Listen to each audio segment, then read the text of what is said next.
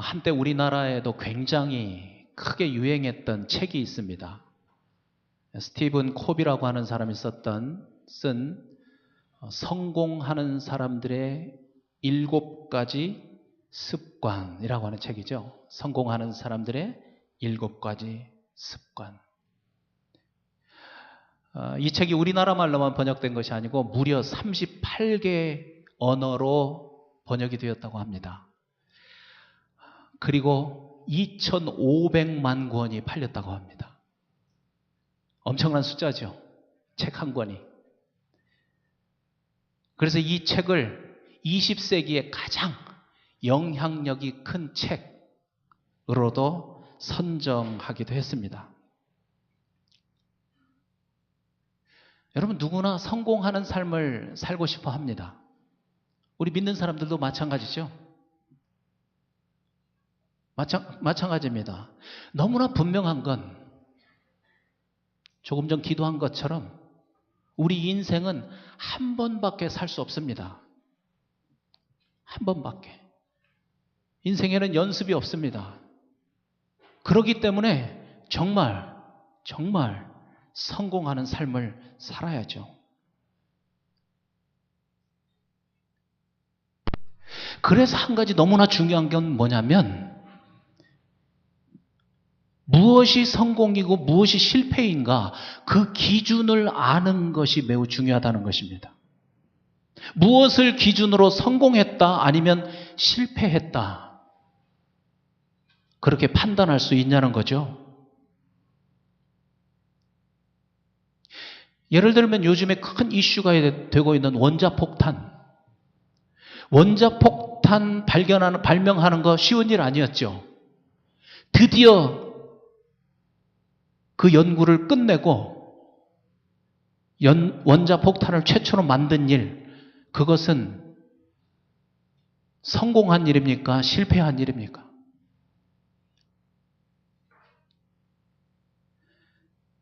지금은 성공한 일일지 모르지만 장차 그것이 실패한 일이 될 수도 있고, 지금은 실패라고 여겨지는 일이 미래에는 성공이 될 수도 있다는 거죠.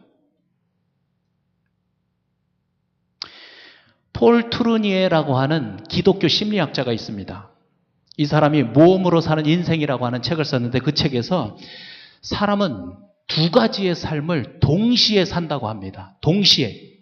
하나는 눈으로 보이는 가시적이고 외형적인 그런 삶이 있고, 다른 하나는 눈에 보이지 않는 깊이 감추어져 있는 인격적인 삶. 이렇게 2가지의 삶을 동시에 산다는 겁니다. 물론 이 2가지가 분리될 수는 없습니다. 그럼에도 불구하고 이 2가지는 전혀 다른 삶이 될 수도 있다는 겁니다. 눈으로 보이는 이 가시적인 삶, 외형적인 삶은 사회와 묶여 있고, 인격은 하나님과 연결되어 있다고 합니다. 그러면서 아주 중요한 말을 했습니다. 눈으로 보이는 가시적인 이 외형적인 삶, 그 부분에 있어서는 성공을 거두어서 많은 사람들이 부러워하는 그러한 삶을 살고 있지만, 동시에 그런 삶을 살고 있는 동시에 눈에 보이지 않는 인격적인 삶은 아주 밑바닥을 헤매면서 실패를 경험하면서 살 수도 있다는 것입니다.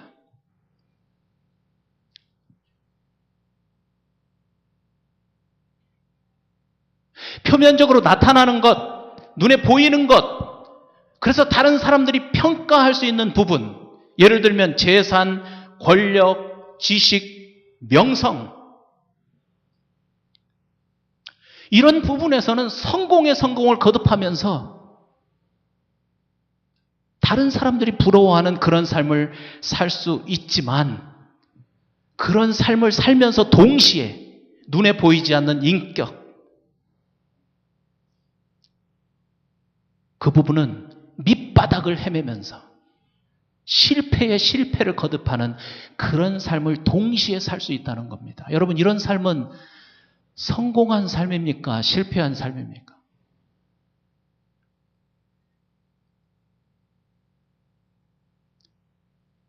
유명한 연예인들의 자살 소식을 들을 때마다 한번 생각해보는 일들이죠. 우리는 오늘 읽을 말씀을 포함해서 이 창세기 24장은 67절이라고 하는 아주 긴 말씀인데, 이 말씀 속에서 아브라함이 아들 이삭 아내 리브가를 찾아서 결혼시키는 이 얘기를 하게 됩니다. 특별히 오늘 우리가 읽은 말씀 중에 56절 말씀에 보면 아브라함이 이삭의 아내를 찾기 위해서 보낸 종이 임무를 다 마치고 왔습니다. 그리고 하는 말이 56절인데 이렇게 얘기합니다. 여호와께서 내게 형통한 길을 주셨으니, 여호와께서 내게 형통한 길을 주셨으니 나를 보내어 내 주인에게로 돌아가게 하소서. 여기서 이 형통이라고 하는 말, 이 말의 히브리 말의 원뜻은 번성, 번영 또는 성공이라고 하는 그런 뜻을 가지고 있습니다. 성공. 하나님께서 이 아브라함의 종의 기도를 들으시고 그를 아주 세심한 손길로 인도하셔서 기도한 대로 인도해 주셔서 결국 그 일에 성공하게 하신 것입니다. 성공하게 하셨습니다.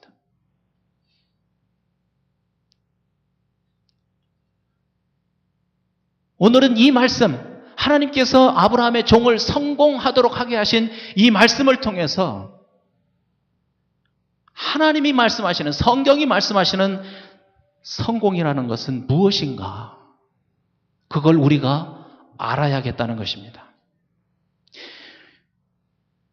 오늘 말씀에 없어서 읽진 않았지만 같은 장의 24장 7절 말씀을 보면 아브라함의 이런 말이 나옵니다.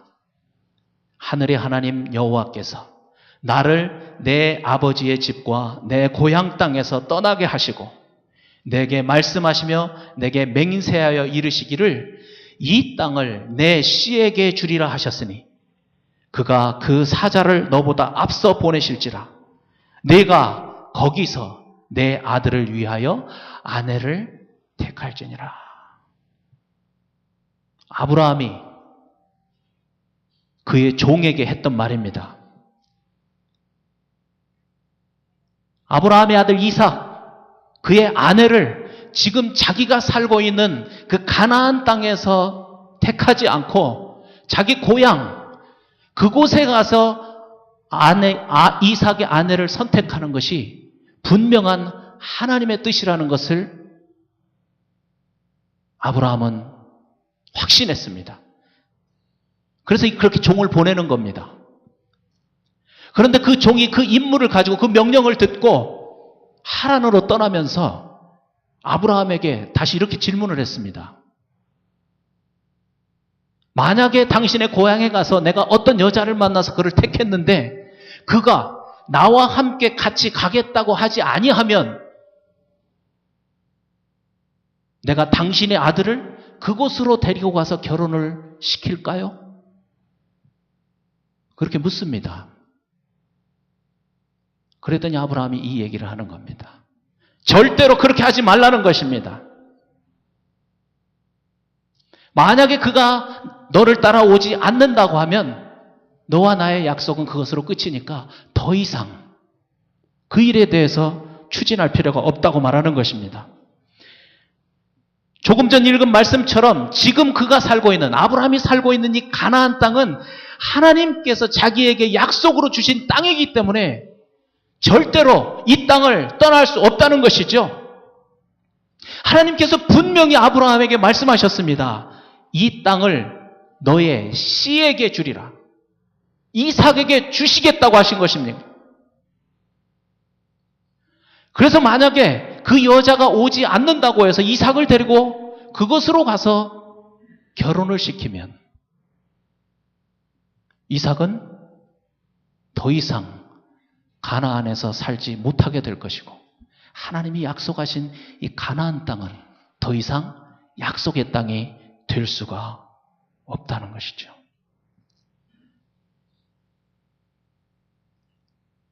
아브라함은 이삭의 아내를 찾아서 아들을 결혼시키는 것이 그 종을 그 먼 곳까지 보내는 목적이지만, 그렇다고 해서 이 땅을 내 씨에게 주겠다는 그 하나님의 약속을 저버리면서까지 그 목적을 이루려고 하지 않았다는 것입니다.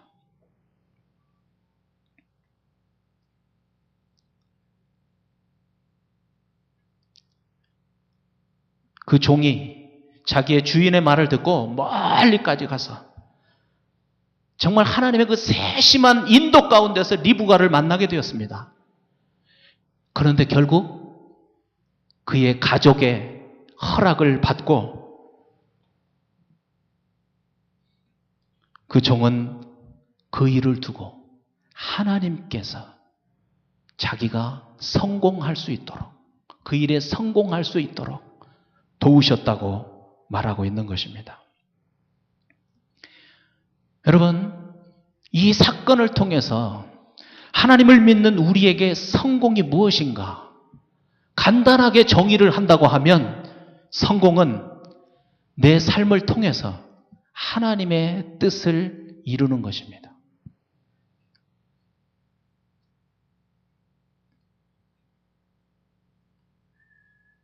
성경이 말씀하시는 성공하는 삶은 무엇인가?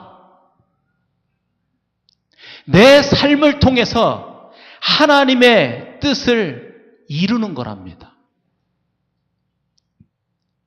아무리 내가 목적했던 바를 이루었어도 그 일이 하나님의 뜻이 아니라면 인간적으로는 성공이라고 말할 수 있을지 모르겠지만, 그러나 그것은 성공이 아니라고 성경은 말씀하고 있는 것입니다.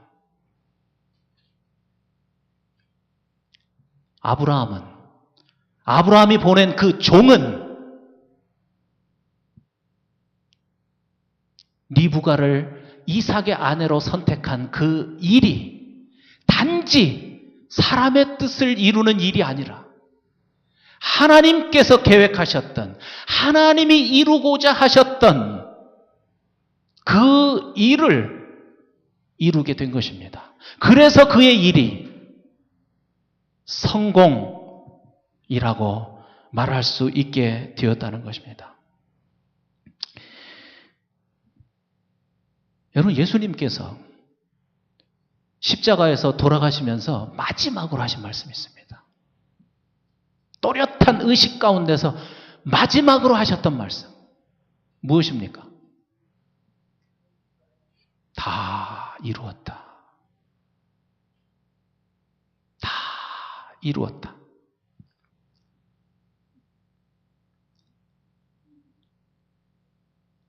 예수님 33년이라고 하는 짧은 생애를 사셨습니다. 그것도 공생애는 3년을 사셨습니다. 그 짧은 세월을 사셨지만 예수님이 나는 다 이루었다고 말씀하신 겁니다. 이 뜻이 무엇이겠습니까? 더 정확하게 말하면 하나님께서 당신을 이 땅에 보내신 그 하나님의 뜻을 다 이루었다고 말씀하신 겁니다. 내 삶은 성공적인 삶이라고 말씀하시는 겁니다. 왜냐하면 하나님께서 보내신 그 뜻을 다 이루었기 때문에 그렇습니다. 주님이 말씀하셨습니다. 여우도 굴이 있고 공중에 새도 거할 집이 있는데 나는 머리 둘 곳이 없구나.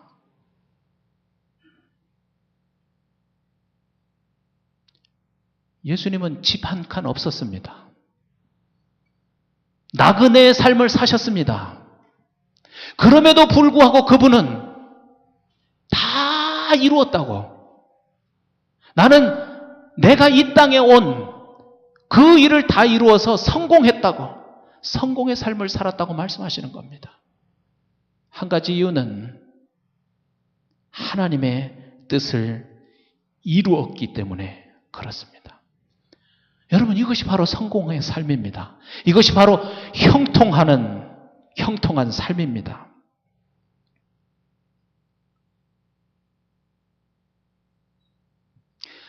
여러분, 우리의 성공적인 삶,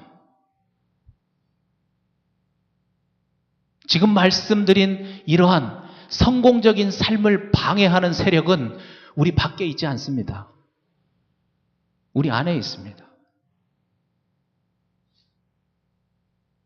지난주일 주보에도 여러분께 써드렸지만 사탄이 우리를 죽이는 것으로, 우리를 핍박하는 것으로, 죄를 지게 하는 것으로 우리의 삶을 방해할 수 없습니다. 우리의 최대의 방해자는 그렇게 외부에 있는 어떤 환경이 아니고 바로 내 안에 있다는 것입니다. 그건 다른 것이 아닙니다. 오늘 말씀하시는 것처럼 세상에서 성공하려는 인간적인 욕망입니다. 세상에서 성공하려는 인간적인 욕망.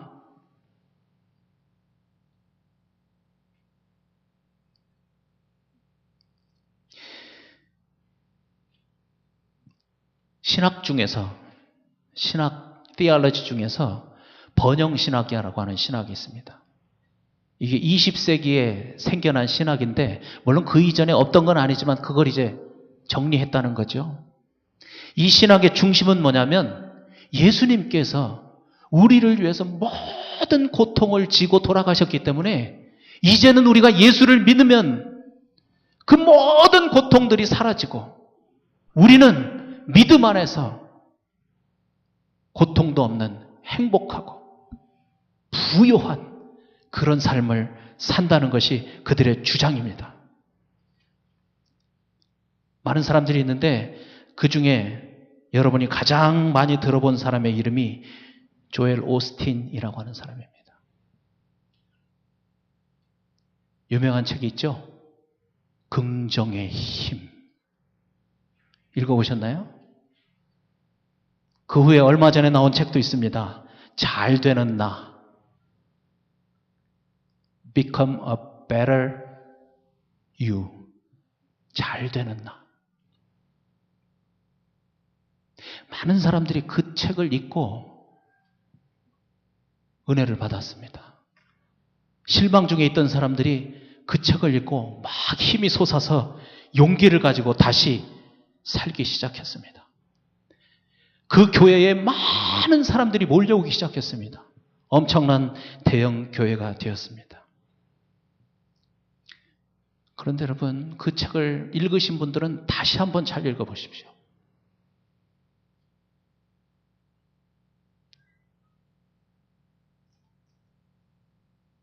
그의 메시지의 중심은 사람입니다. 사람입니다. 메시지의 중심이 하나님이 아니라 사람입니다. 어떻게 사람이 복을 받고 어떻게 하면 사람이 하나님의 도움을 받아서 부유하게 행복하게 잘 살 수 있는가? 그래서 그의 책에는 고난을 받으라고 하는 하나님의 말씀은 조금도 찾아볼 수가 없습니다.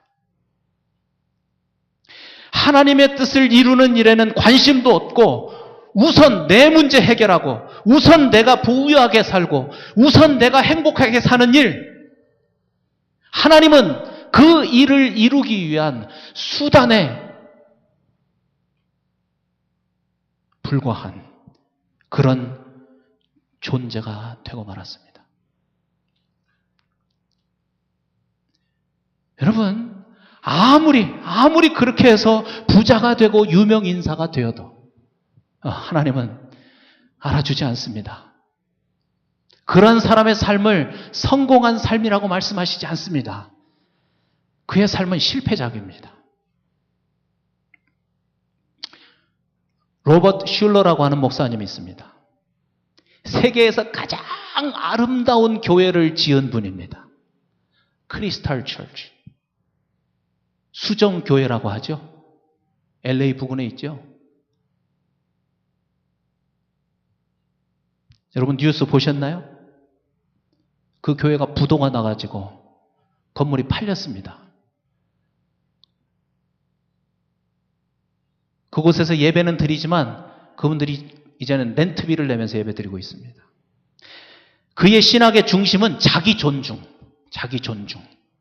또 적극적인 사고방식. 그가 주장하던 말씀의 중심입니다. 그 메시지가 얼마나 달콤했던지 사람들이 구름대처럼 몰려왔습니다.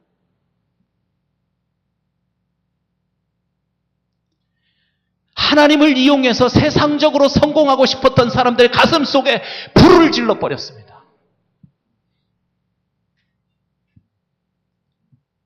그러나 그 끝이 얼마나 허망한가 역사가 보여주고 있습니다. 여러분, 예수님께서 이 땅에 오셨습니다. 사랑이신 그 하나님이 직접 이 땅을 찾아오신 것입니다. 그런데 그분이 이 땅에 오셔서 첫 번째 하신 말씀이 뭡니까? I love you, people. 내가 너희를 사랑한다. 그 말씀이었습니까? 아닙니다.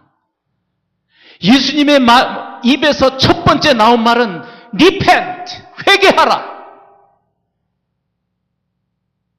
이 말씀이었습니다.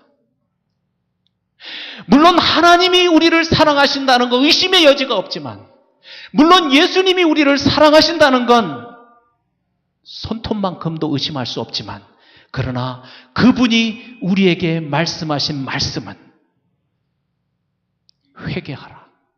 회개하라.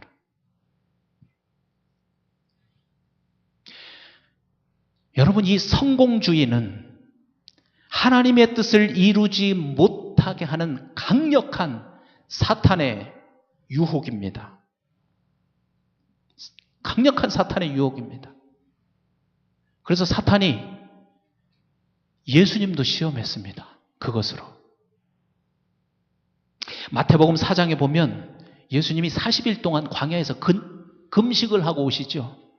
사탄이 그 앞에 나타났습니다. 저기 돌덩어리를 가지고 떡덩어리를 만들어봐. 네가 능력이 있다면. 이건 재물에 대한 유혹입니다.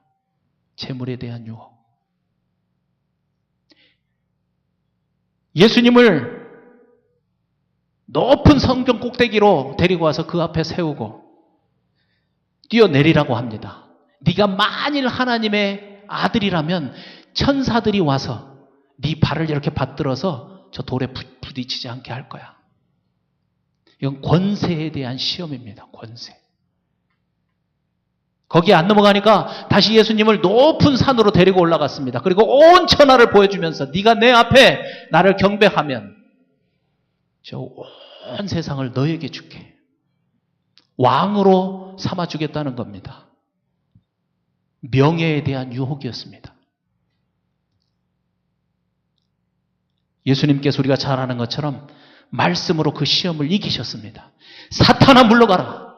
대적함으로써 그 시험을 물리치셨습니다. 만약에 정말 그럴 리는 없지만 만약에 예수님께서 이 사탄의 시험의 유혹에 넘어가서 그 당시에 가지고 있는 모든 권세를 가지고 그 땅을 다스리면서 왕이 되었다면, 세상의 왕처럼 그런 왕이 되어서 십자가에 못 박혀 돌아가시지 않았다면 하나님의 뜻은 이루어질 수 없습니다.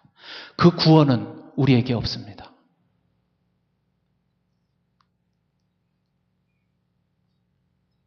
뿐만 아니라 지금 누리고 계시는, 그리고 또 영원히 누릴 그 영원한 영광은 주님의 것이 되지 못했을 것입니다.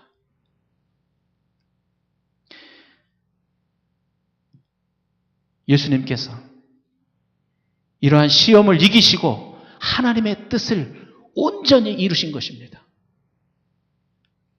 그래서 예수님의 삶은 진정으로 성공한 삶이 되는 것입니다. 여러분, 오늘 우리가 너무나 신앙생활하기 좋은 여건 속에서 교회에 나오고 예배를 드리고 하지만 조금만 여러분이 영적인 눈을 떠서 주변을 바라보면 우리는 엄청난 시험 속에서 살고 있습니다. 예수님이 당하셨던 이 시험을 사탄은 계속해서 지금 우리에게 던지고 있는 것입니다. 그것을 종합해서 한 단어로 말하면 성공주의입니다. 성공해야 한다. 다른 사람들이 부러워할 만큼, 다른 사람들이 너를 존경할 만큼 그 높은 자리로 올라가야 한다. 계속해서 우리를 유혹하고 있습니다. 그러나 다시 한번 우리 가슴속에 이 말씀을 새겨야 합니다. 성공적인 삶은 하나님의 뜻을 이루는 삶입니다.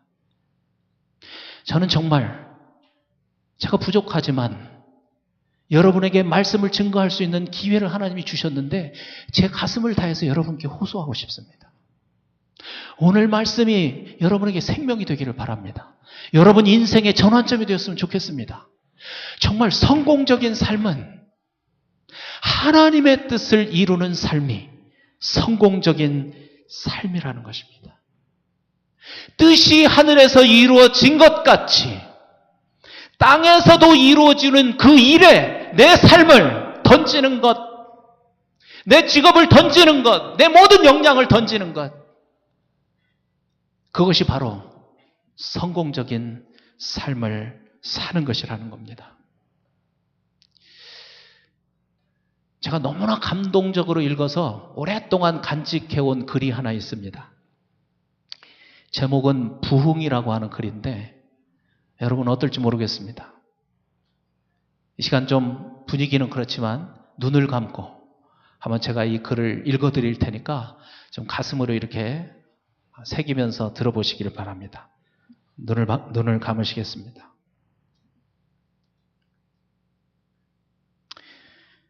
만약 하나님의 말씀 때문에 나의 계획을 포기하는 것이 있다면 그것은 부흥일 것입니다. 되돌려 받을 것, 그것이 돈이든 명예이든 칭찬이든 그것을 생각하지 않고 우리의 시간과 돈과 힘을 이웃에게 줄 수 있다면 그것은 부흥일 것입니다. 그것은 give and take의 마켓 프린시플을 뛰어넘는 킹덤 라이프를 사는 것일 것입니다. 이유 없이 억울한 일을 당하고 손해를 보아도 입을 다물고 묵묵히 견딜 수 있다면 그것은 부흥일 것입니다. 그것은 세상죄를 지고 가시는 하나님의 어린 양과 닮아가는 모습입니다. 그 어린 양은 털 깎는 자 앞에서 그 입을 열지 않았습니다. 나의 가장 선한 행위조차도 더러운 헝겊조각임을 보는 것은 부흥일 것입니다. 나의 뜨거운 열심조차 사실은 나의 야망의 다른 면이라는 것을 보는 것은 부흥일 것입니다. 나의 회개의 눈물조차 오염된 것임을 아는 것은 부흥일 것입니다. 부흥, 그것은 웃는 자와 함께 웃고 하얗게 드러난 웃느라고 하얗게 드러난 우리의 이빨이며 우는 자와 함께 우느라고 빨갛게 충혈된 우리의 눈입니다. 부흥은 예수 이름 때문에 흘리는 우리의 땀입니다. 부흥은 예수 이름 때문에 쉬어버린 우리의 목입니다. 부흥은 예수 이름 때문에 동해 번쩍 서해 번쩍 쉴 새 없이 바쁜 우리의 스케줄입니다. 손에 잡히는 것 아무것 없어도. 부흥은 예수 이름 때문에 얄팍해진 우리의 지갑이며 초라해진 우리의 밥상이며 놓쳐버린 우리의 승진 기회이며 좁아져 버린 우리의 아파트입니다. 부흥은 예수 이름 때문에 친한 친구에게도 잊혀진 우리의 이름입니다. 부흥은 가장 가까운 사람들로부터 오는 의혹과 비난과 무시의 눈길을 받으면서도 십자가를 향해 뚜벅뚜벅 걷는 우리의 발걸음입니다.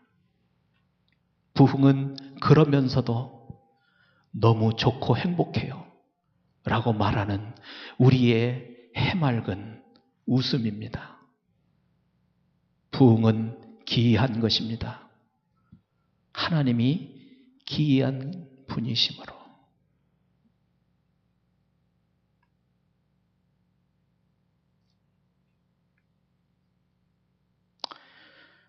우리 한번 이 시간 함께 기도하겠습니다.